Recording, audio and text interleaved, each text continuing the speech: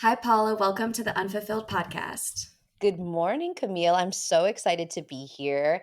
It's been so fun getting to know you digitally. This is what I love social media for, is bringing these new and unexpected people into our lives. So I'm just grateful to be here with you and excited for this exchange. Absolutely, could not agree more. I'm so excited for this conversation, and I think we're going to cover some topics that are going to be really impactful, relatable, and helpful to a lot of people. So I'm excited for everyone to listen. So let's dive right in. You speak in your episodes about how you, quote, blew up your life years ago, but you speak to Yes. how you're so grateful for that. So if you could tell us that story and why you're so grateful for that blow up. Yeah. Well, at 36, I know a lot of your community is, why do I keep getting these fireworks? I don't know, but that's so funny. At 36, I know that your community is younger and you speak to the 20 and 30 and under group of people. So at this stage of my life, I have blown up my life a few times. And I really encourage everybody to do so because it is in these moments that you really define yourself and you find the growth that you're looking for. So for me, I have journeyed through a bunch of different stages in my life. And when I first moved to New York City, I moved here not just to go to college, but I moved here also to become a professional dancer. And I did that. I spent 2 years dancing for the Knicks. Once I actually graduated college, I went on to dance professionally for a couple of years and I did tours, I did music videos. I really did all of the things that I set out to do. And I had to have this come to Jesus moment because dancing was really all that I ever knew my entire life. My parents are dancers. I grew up in a competitive dance school. And I had no idea who I really was outside of the dance studio. And I had to really think, do I want to continue down this road, move out to LA and knock those last few things off of my bucket list? Or do I want to start my professional journey? And it was obviously a really difficult decision. And that I feel was really the first time I blew up my life. And I was about 25 years old when I did that. And even though I did have a college degree in advertising, marketing, communications, I had graduated 2.5 years prior. So I had no experience in any type of digital marketing. And the whole world had changed in those 2.5 years. There was no Instagram when I graduated college. By the time I was ready to enter the workforce, everything was Instagram ads, Facebook ads, all of these things that I didn't learn. So I was running around New York City. What the hell am I going to do? Am I going to go back to college? Do I need to go home and help my parents with their dance schools? What the hell am I going to do? And I trusted my gut. I had this gut feeling because at that time of my life, I was obsessed with fitness. I still am to this day. And the only real luxury in my life that I had was Equinox. So I walked into my Equinox on 63rd Street and I sat there on the desk and I was like, hey, what do those people do that have the offices and give the tours? I think that I could do that. And they were like, well, those are membership advisors and you should go on our website. We don't just give jobs here on the spot, but why don't you go apply or whatever? And I did. And that was really how I started my professional career in sales and in membership. And I had no idea that day when I walked into that space that I was really cultivating the rest of my life because I've been in the membership world for the last 11 years and I'm no longer selling gym memberships and haven't been for a long time, but it was really where I started my journey and one of the great moments that I'm so grateful for blowing up my life because I think that things would be so much different if I stayed in the dance world or if I had gone on to go help my parents with their dance schools. But I believe that the real blow up that you're looking for is the one where I blew up a major relationship in my life that I had. And that relationship was in my mid 20s. I was about 26. It was a roller coaster romance. I think at that time of my life, I really didn't know what healthy relationships looked like. And I was really blinded by these shiny lights that this person was showing me. It was the first time I think that somebody really showed me love and affection and, was giving me gifts and all these stupid things that just do not matter to me anymore. But at that time were so important to me. And, before I knew it, I found myself engaged. I had been with this person for 9 months. I was engaged by month 10. And by month 11, I realized that I was definitely not in love with this person. And I don't say the word no longer because I really don't think that I ever was in love. now being in a healthy relationship and married and knowing what that love and support feels like, I can say indefinitely that I wasn't in love with that person.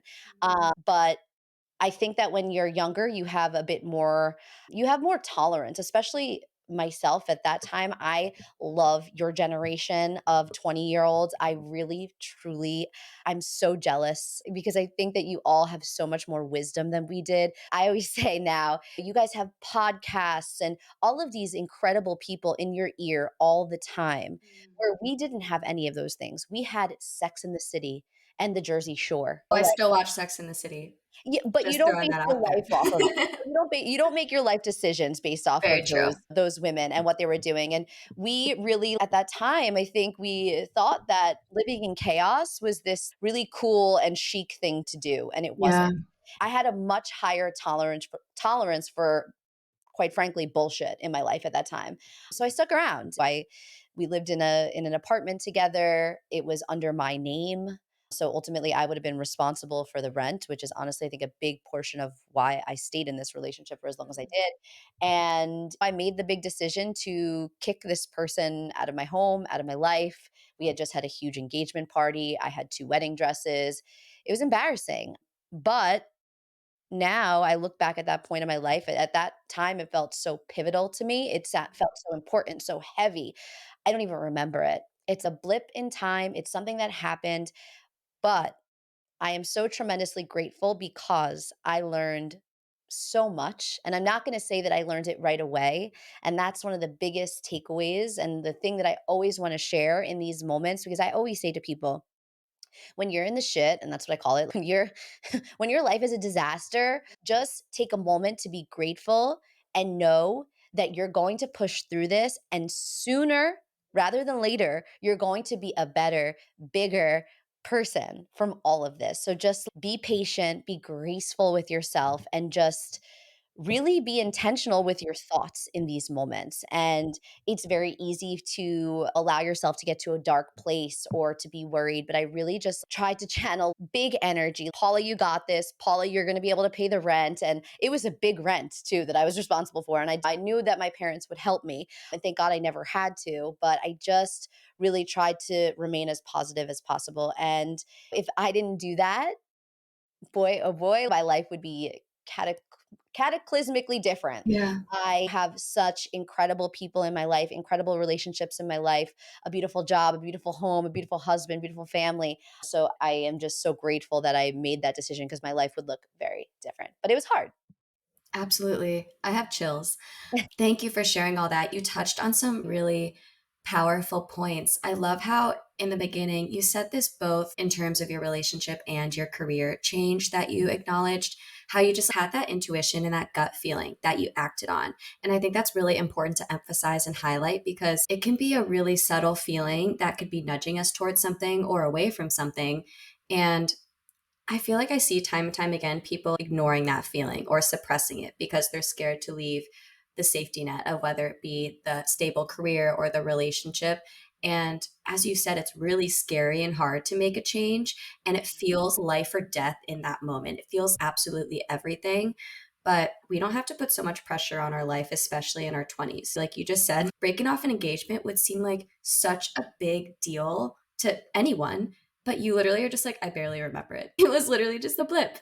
Literally a blip in time, barely remember it. I used to remember every painstaking detail of every single conversation, every single thing. And I literally don't remember it. And that really is the huge takeaway, is that while you're in these moments, they really do feel gut-wrenching, life or death. But they're not, especially in your 20s, because you have so much life left to live and you have so much more to learn. So just be quick and make those decisions. I wish that I would have moved faster in so many different assets of my life instead of sitting there waiting for someone to be better, or waiting for the job to be better, or waiting for you have so much power in your youth. Take that power, use it, and just move. Move through your life, move quicker, trust your gut. The gut is always right. I've never done something, trusted my gut, and then regretted it. Not a single Yeah. time. Absolutely. So true. And that's what led me, for example, to starting a podcast. It was a gut feeling. And I'm like, I can't shake it. So I might as well act on it. So if someone's in the relationship, the career, maybe they have that feeling, but they're scared to leave.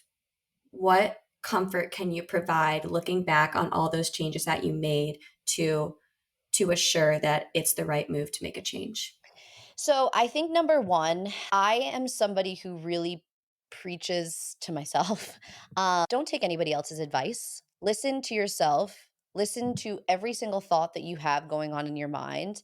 Write them down, meditate on it, and really think about what you want your life to look like, and then make the decisions based off of that. I will say I don't want to take full and total credit for the relationship blow up because it did come to a point where finally my mom did say something to me, and that was the catalyst. My mom Moms had always know. Moms always, and that's what was gonna be my next.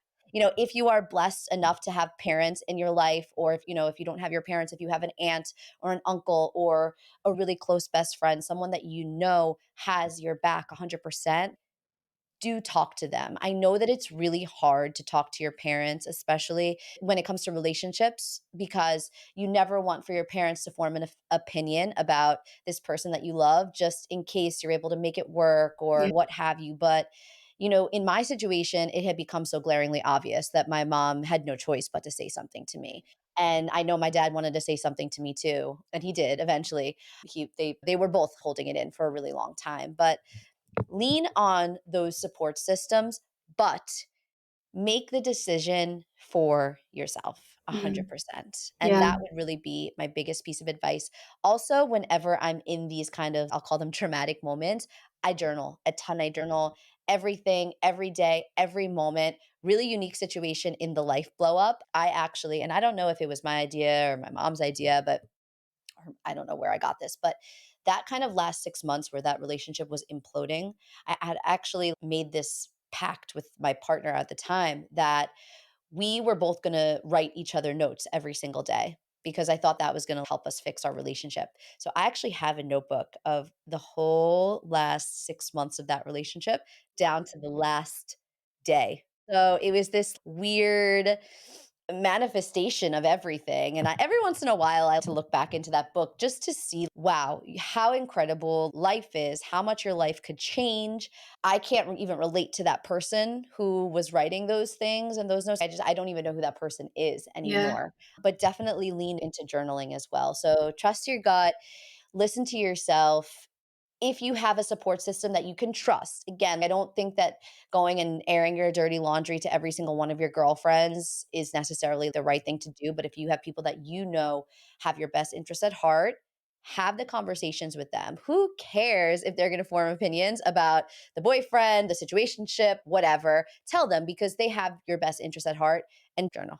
Absolutely. But also being very thoughtful of who you ask for that support because I've noticed, especially with relationships in our 20s, a lot of friendships don't have your best interest. And so I think being thoughtful in particular about who you go to is what I've learned is important too.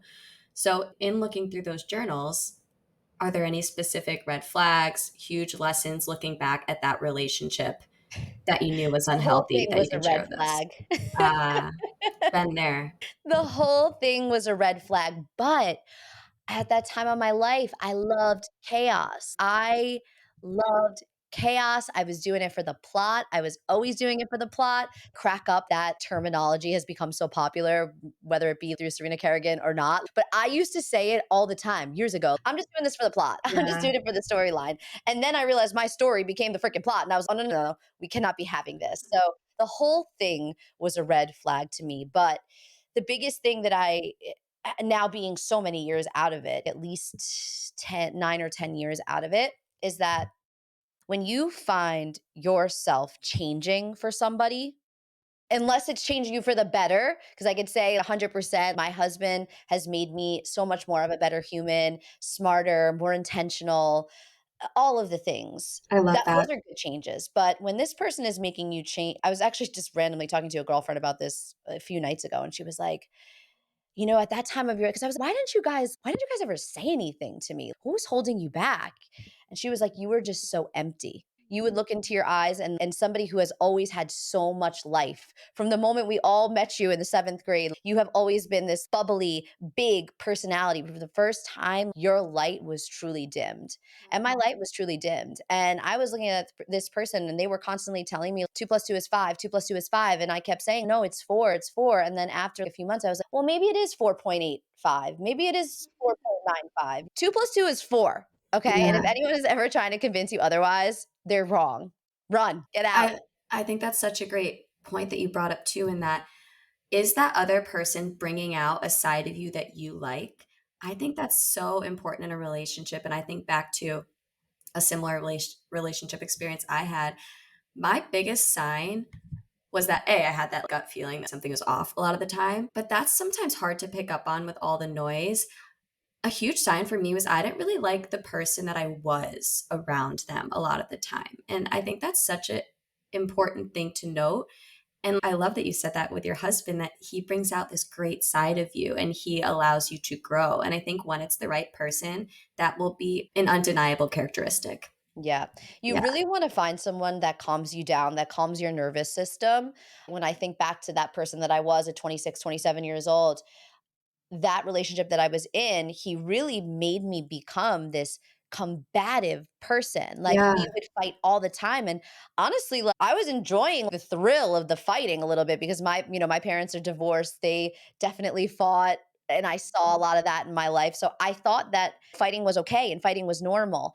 And now, being in a very healthy relationship, my husband and I have gotten into 2 soft arguments in 6 years, and there was no yelling, there was no meanwhile in that other Yeah. relationship, I mean, like, I was screaming, I was fighting, I might have even threw hands a couple times, I was crying in my closet, and I think that also just comes with maturity and learning how to communicate as well. As you get older, you always become, well, you would hope that you become a better communicator. And at this point in my life, unless somebody hurt my family or the people that I love or cheated or something like that, there's nothing that could ever get me to raise my voice the way that I was raising it at that time of my life.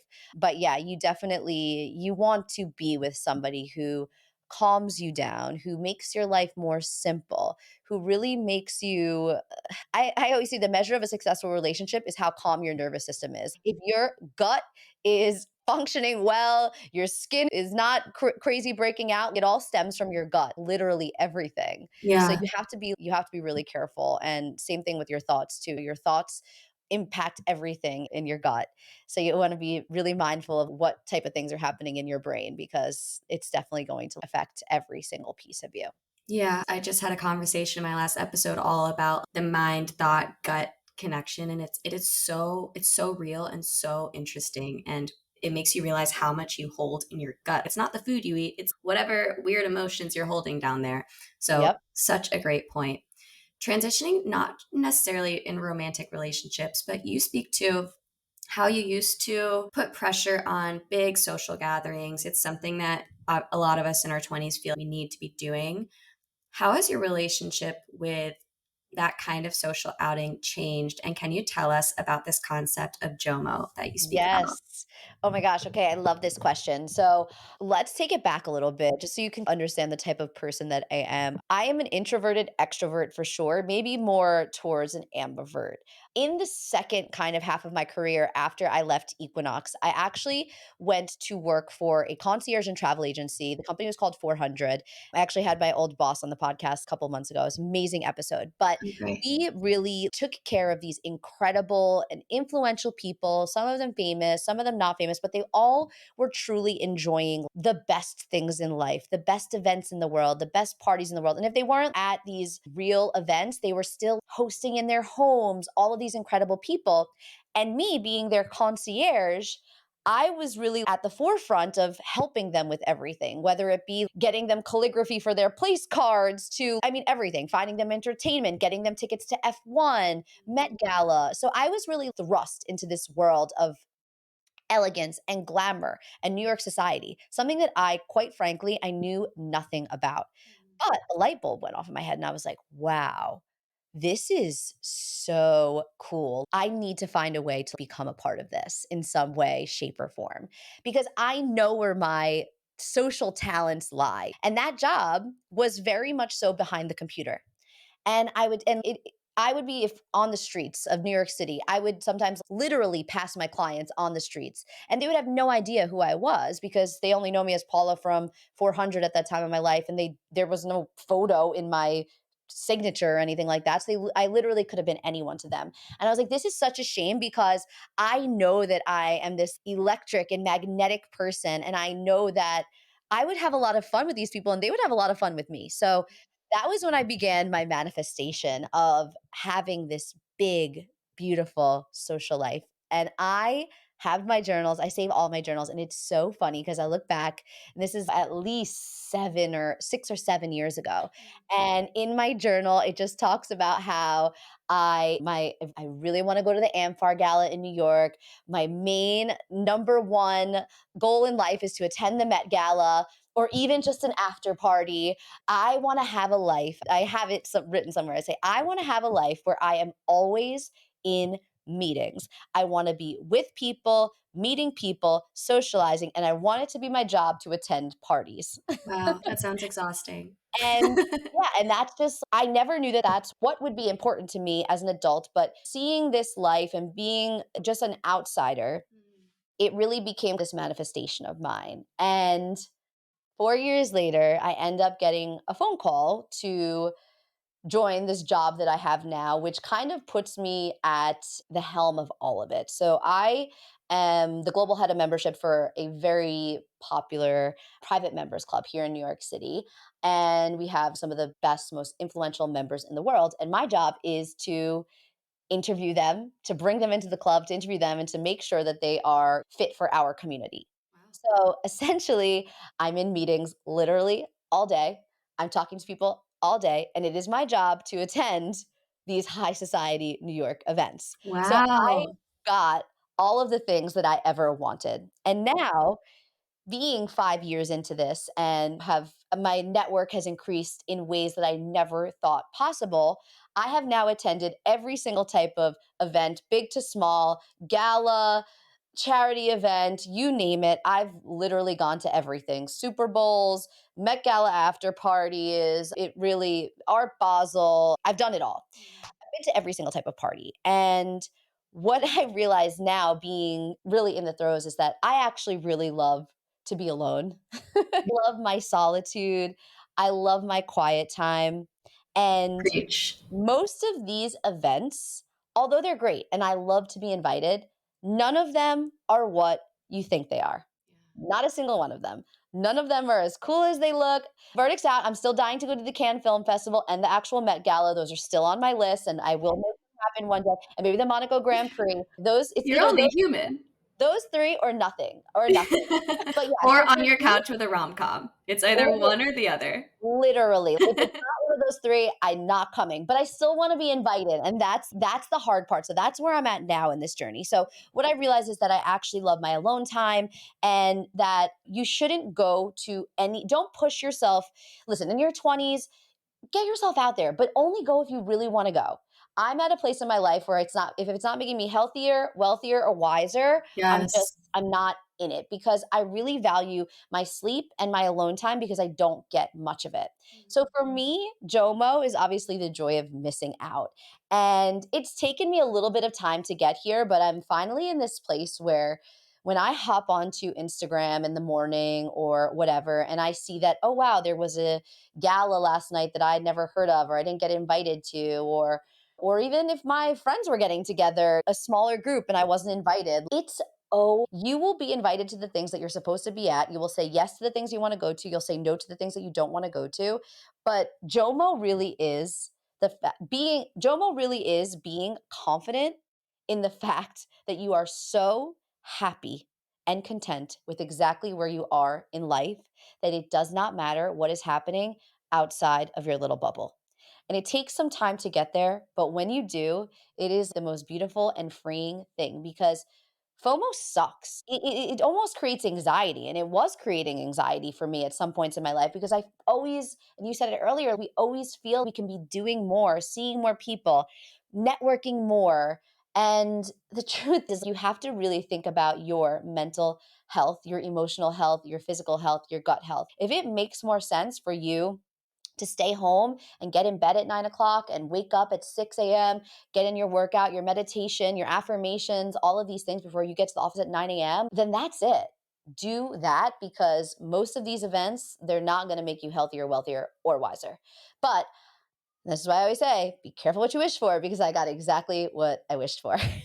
That is so cool, first of all.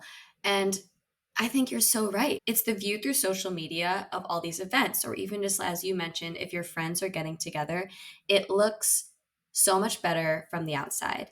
The grass is always greener when you're not on the lawn or at the party or whatever. Hmm. And that's the hardest part about FOMO is with social media nowadays. We have to see it all.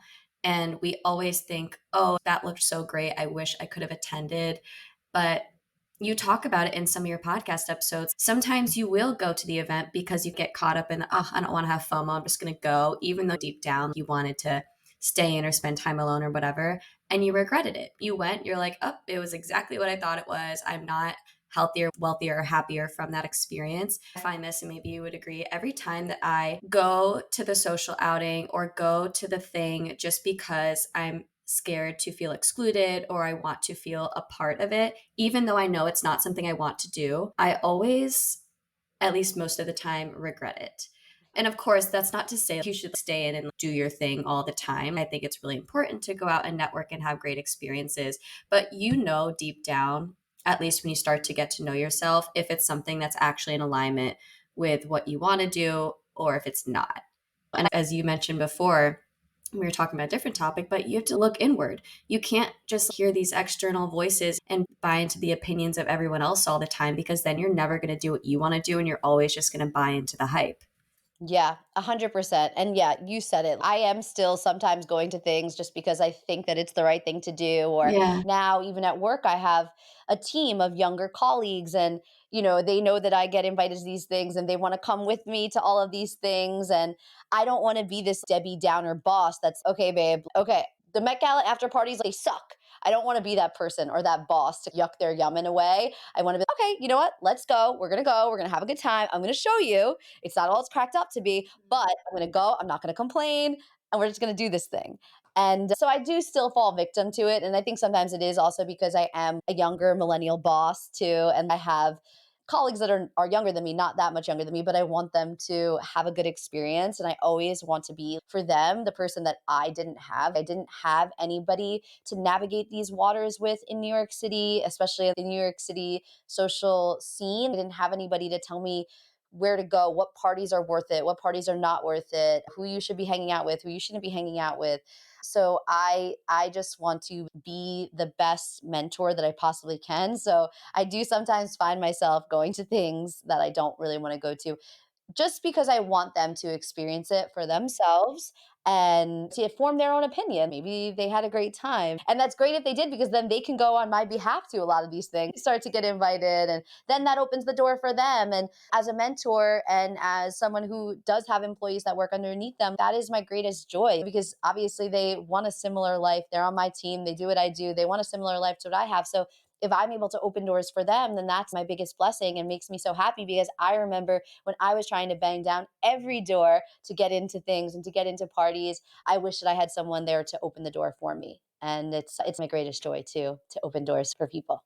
I love that. And you had such a beautiful journey too, because you went through the phase of going to all the events and experiencing it all. And it is important to go experience things and establish your own opinion. I think that's a huge part of our 20s and just any part in your journey. It's trial and error. You have to go see if that's for you. And maybe you had a lot of fun and you discover something you really enjoy or you love, or maybe realize that this isn't for me, so I'm going to stray away from that.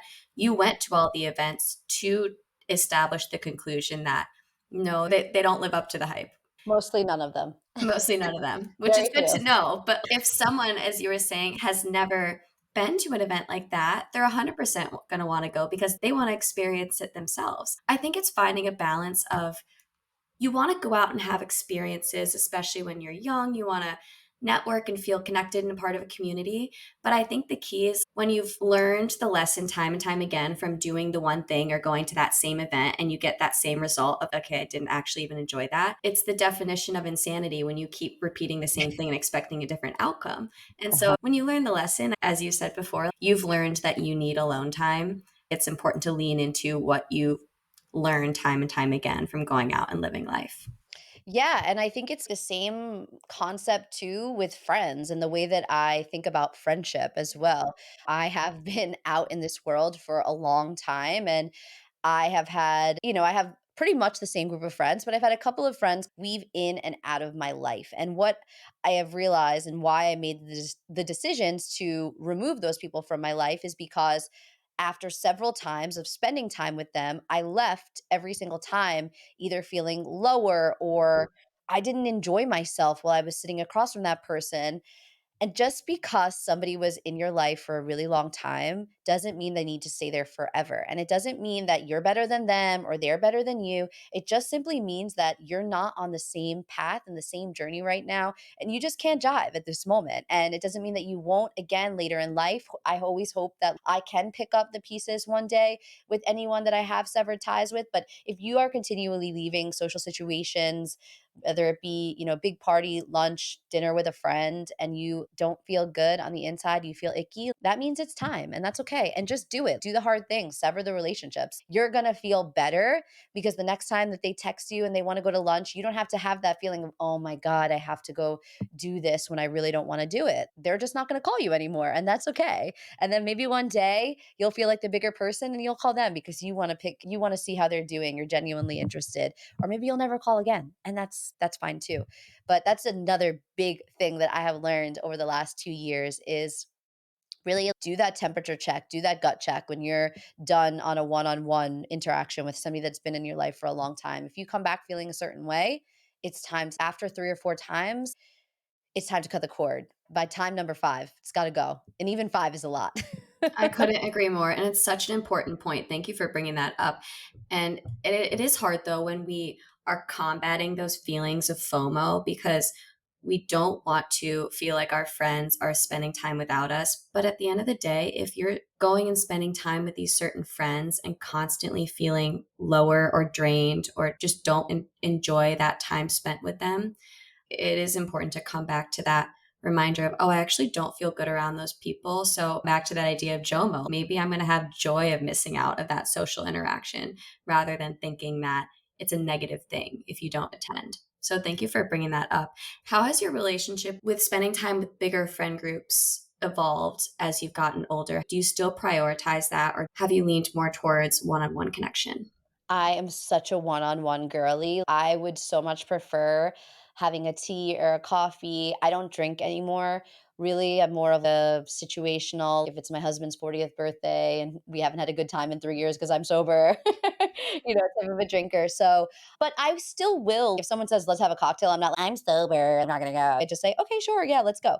But most people know now because it's been 3 years, so they don't ask me to go to drinks. But I am such a one-on-one girly. I love doing tea. I love doing coffee. I love doing breakfast. And my favorite thing is a dinner. It's a lunch dinner and it feels a little bit more formal than a lunch, but it's still not late enough for dinner. So if this person is someone that's highly social, they can have their moment with you from 4:30 to 6 and then still go to their fun dinner party at 6 or 7:30. Yeah. And it's just for me the best time because 4:30 lunch means you could pop out of work a little bit early. Like, it's a work thing too. Like I said, I have a very social job, so I meet people a lot for work, whether it be in the place that I work in or if I go meet them out on their terms, whatever. So it's nice. You get out of the office a little bit early, you go have a nice meal, and then you're home by 6 o'clock and you did the thing. If it was networking for work, you did the networking for work, or you checked your social box for the day with a friend, you got that catch up in, and then you're home at a decent hour instead of getting home at, for me, I have to be in bed by 9 o'clock. So that's why I really do appreciate these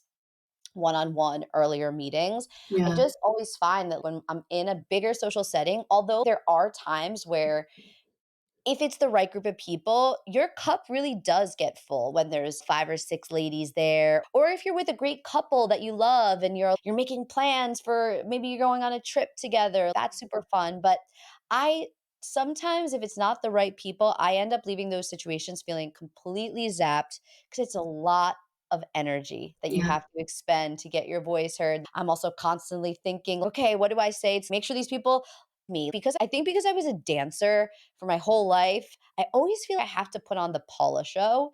And I don't know why that is. And maybe I need to go to therapy about that because it is okay to just participate in conversation, right? To just be an active participant. And I don't try to put on the Paula show in a way, I don't bulldoze people at all, but I always feel like I need to be the snappy one, the one that's making everybody laugh, like the one that's just kind of, oh, we're so happy Paula's here because she's going to bring some entertainment. She's going to tell a funny story. Yeah. How about just like going and sitting there and answering people's questions? I put a lot of pressure on myself to like be the most entertaining one when it doesn't have to be that way. So I think I don't know that I have everything figured out when it comes to that, but I do know that I am much more comfortable one on one and I am the most calm and true to myself of Paula 2.0 or 3.0. I think I'm honestly on 3.0 at this point, but I'm the truest form to Paula 3.0 when I'm on my one-on-one interactions. And I love those linners. 4:30.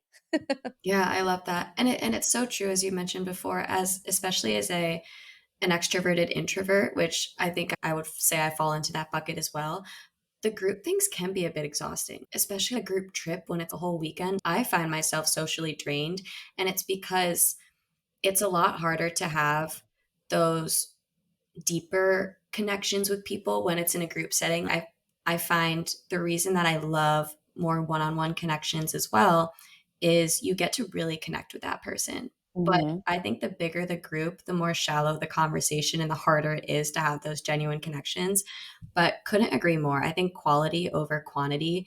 And as you mentioned, maybe it's a quality group and that's great. But I think it's such a misconception that you need a huge group of friends to be socially fulfilled. I think I No. could be super happy with just two genuine close friends and seeing them once a week. Oh my gosh, yes, yes, 100 times yes. Yeah. I since I have trimmed down my circle, my tribe, I just feel so much better and I just feel I'm not chasing anymore. I used to Yeah. feel a lot like I was chasing, trying to get more friends, trying to and just why? When you find or when you have that one person or two people in your life, and even if that's your mom, that's fine too. Because there's been many points in my life where my mom was my best friend, Yeah. and that was fine too. And I'm so happy now to have a few really incredible people in my life aside from my mom. But yeah, you just when you have someone that understands you, that gets you, that's there for you when you need them, you'll realize real quick that you don't need these large groups of friends and these group trips. And it's just as fun as it all seems, as I can tell you, I actually to not this New Year's, but the New Year's before that, I went on a huge trip with a big group of my girlfriends. There was 18 of us, I think. And we had an amazing time. Don't get me wrong. We went away over New Year's between Paris and Amsterdam. And we were in Paris all staying in the same Airbnb. I made it one night. I had to stay in a hotel. It's so real. Because I just couldn't do it. And it has nothing to do with them. It's not that I didn't love them. I don't love them. It's just that I know now after that trip what my social capabilities are. And it's just not that anymore. I can't be living the way that we did in our 20s, 15 of us in a house, all crazy all the time. I literally made it one night. And then I told my husband, he was ready to go anyway because he was like in a house with all these girls. Not that he doesn't love them either, but he was just like, okay, let's go, pack your bags. We're going to get a hotel. Totally Yeah, fine with but it me. it shows that you know what you like and you know your boundaries, Oh, and I yes. think that takes confidence and self-awareness, and I think that's admirable, and I'm very much leaning into that too. It looks better on the surface. Sometimes I'll see these group trips on social media or big group dinners out with a bunch of girls, and I don't have a friend group, and so sometimes I look at that on the surface or from the outside, "Oh, that's nice. Maybe I do want a friend group." And anytime I do find myself on a group trip or a group dinner, I'm like, "I don't like this. Yeah. This so doesn't jibe with me." No, it's true. It's Yeah. really true. I'm happiest when I'm on my couch, pimple cream on, Yeah. LED face mask, a little bit of reality TV, and that's it. That Yeah. is when I'm truly happy, and I find myself a lot of times in most social situations just really wanting to go home. I can't wait to leave. And I think that really started in my early 30s. Yeah. Once I finally really started going out though. That was when I really started going out, was in my early 30s. In my 20s I was doing some things, but yeah, so you live, you learn and readjust the sails. That's it. Absolutely. And it's all about balance. Again, I love going out for a cocktail with a friend, and you just have to learn what works for you. The last topic I do want to cover, you mentioned it earlier. If you would share a little bit about your relationship with alcohol and your decision to become sober. Yeah. So if you would have told 25-year-old me that I would be sober in my 30s, I never would have believed you. I have always had a really shitty relationship with alcohol from my first sip. My friends and I, we in high school, we were drinking pretty regularly. We were all abusing it. We were getting, drinking until we were blacking out. And being this fun and spontaneous person was a huge part of my personality and a huge part of my identity. And I loved drinking. I loved going out. I loved having a good time. And then it just became toxic because I have a big, not that I have a big mouth, I could keep secrets, but when I'm out, I'll say whatever I want to somebody. Or so I was starting to get embarrassed, like, oh my God, what did I say to that person? And I'm like, this is not who I am from 9 to 5. So why am I like this from 11 to 1 a.m. every other Thursday or Friday night? It just wasn't feeling true to the person that I was really trying to become. And it really all came to a head because I'd really gotten my life together. I met my husband. He's an amazing person. He drinks alcohol, but it's not like a huge part of his identity or anything like that. So that made it easier because it's not a huge part of our life. But I started living life the way that I really wanted to live it. And alcohol was slowly becoming less and less of a part of my life and a part of my identity. But I would still have to drink every once in a while. And finally all came to a head. It was actually about 3 months before the job that I have now. When I first started working there, it was all in development. So it was basically a construction site. So we were entertaining our soon and future members in other locations of ours. So I was out, big night out with some friends, had far too many dirty martinis. I ended up God only knows where until God only knows what time. Woke up the next day and had truly the worst hangover of my life. And I was unable to function mentally. I couldn't go to work. I mean, I did go to work, but it was a really bad day.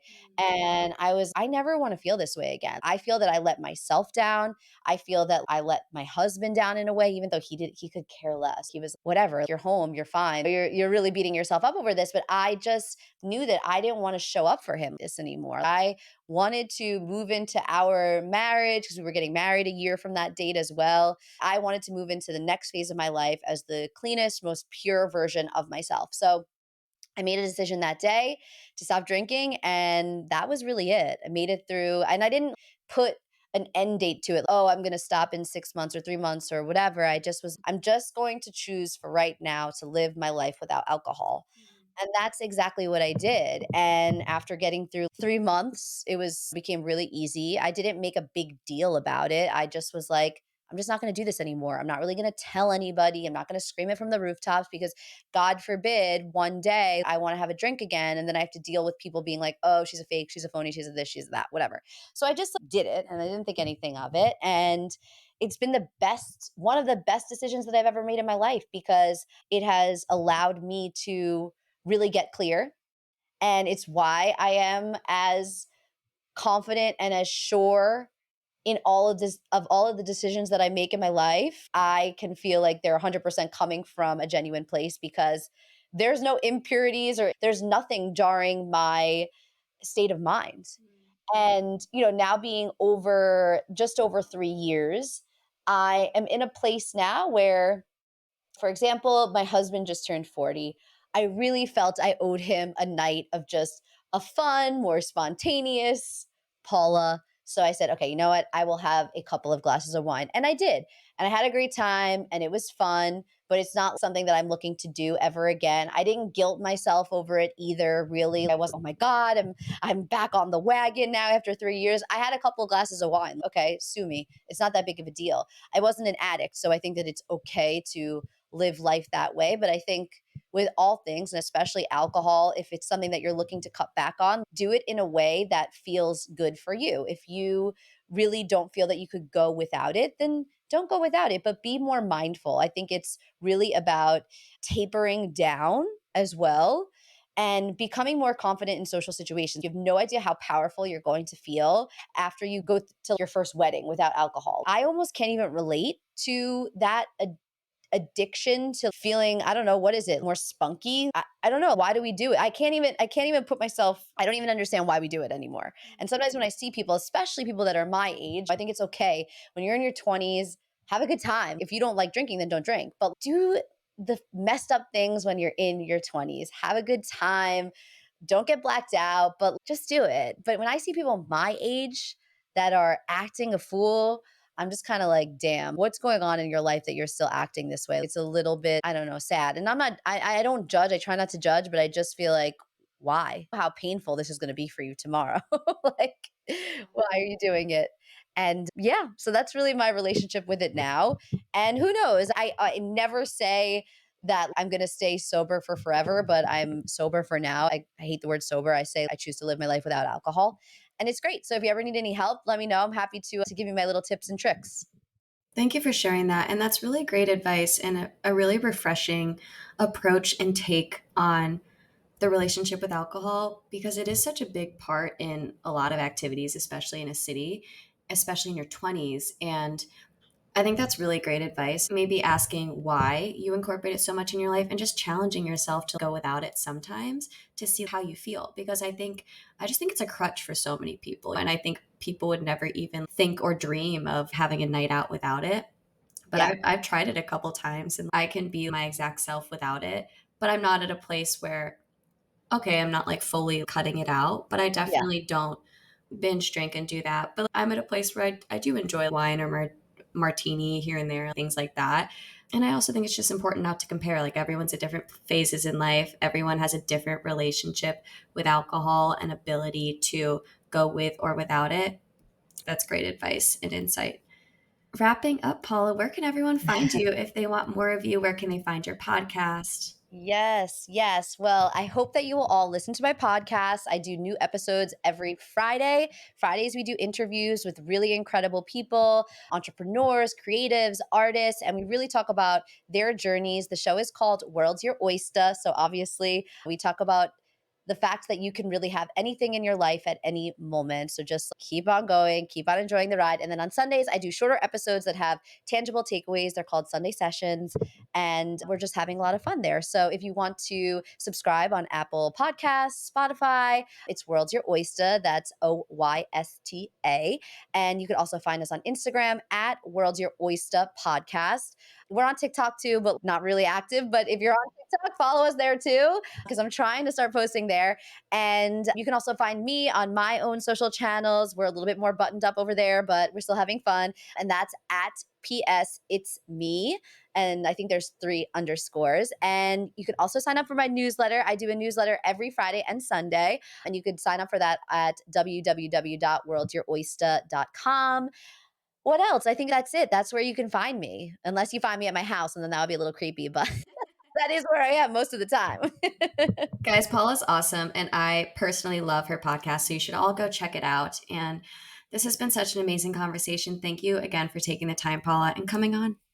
Yes, it was my pleasure, Camille. And I think it's so amazing what you're doing. I think it's so brave to start a podcast and to do this. And we talked a little bit about the show start before the show started, but as smaller content creators, it really is a journey and it's so hard to put yourself out there and to be vulnerable and to have these big conversations, but I think that it's so beautiful that you're doing this at your age as well, and I think it's so nice that you're giving young women a place to come to feel seen, to feel heard, and to feel less alone, and to be able to learn from people that are either going through similar experiences, have gone through similar experiences, or are just somewhat aspirational for them. So you're doing an amazing job. Keep it up and don't quit. Thank you. I'm going to cry over here. You're the Oh, best, no, no, no. Paula. Keep going. It was so fun. Bye.